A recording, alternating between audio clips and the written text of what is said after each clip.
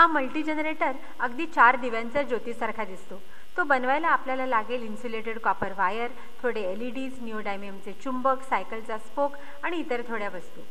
सुरुवातीला 500 ml ची एक प्लास्टिकची बाटली झाकणाकडून 10 सेंटीमीटर अंतरावर कापून घ्या। नंतर झाकणाकडच्या बाजूनी उभ्या पाकळ्या कापा। साधारण 10 ते 12 पाकळ्या तयार होतील।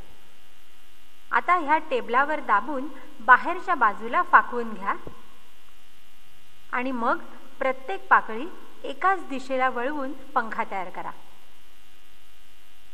आता एक प्रेस बटन घ्या आणि ते उघडा आणि त्याचा जो खळग्याचा भाग आहे तो पंख्याच्या झाकणात चिकटवून टाका।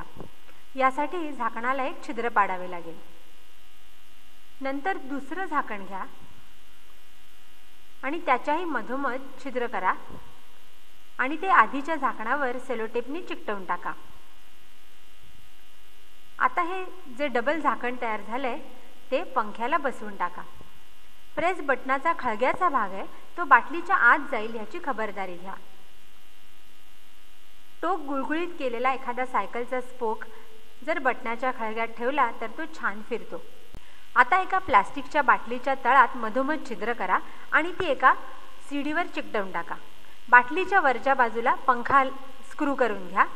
सीडीच्या खालच्या बाजूला 4-5 निओडायमियमचे चुंबक सारख्या अंतरावर चिकटवून घ्या। ही आपली फिरणारी असेंब्ली तयार झाली। आता 35 गेजची इन्सुलेटेड कॉपर वायर घ्या आणि ती एका प्लास्टिकच्या डबीवर 1000 वेळा गुंडाळा। तयार झालेली कॉईल बाहेर काढून ती व्यवस्थित बांधून घ्या।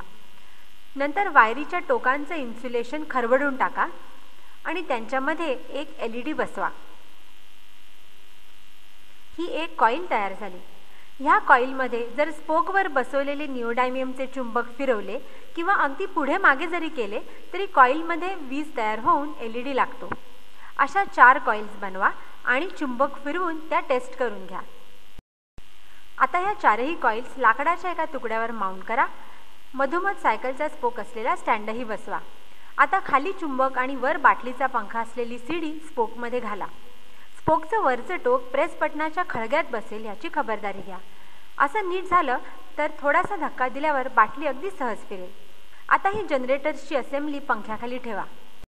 पंख्याच्या वाऱ्याने बाटलीचा पंखा फिरेल, त्यामुळे सीडीवरचे चुंबक कॉपर कॉईलच्या वर फिरतील आणि ह्या बदलत्या चुंबकीय बलामुळे खालच्या कॉईलमध्ये वीज निर्मिती होऊन LED लागतील। मॅग्नेट्स कॉईलच्या फार लांबून फिरणार नाहीत ह्याची मात्र आपण काळजी घ्यायला हवी। अंधारात ठेवल्यावर LEDचा प्रकाश खूप छान दिसतो। असा हा छानसा मल्टिपल जनरेटर प्रत्येकाने बनवायलाच हवा।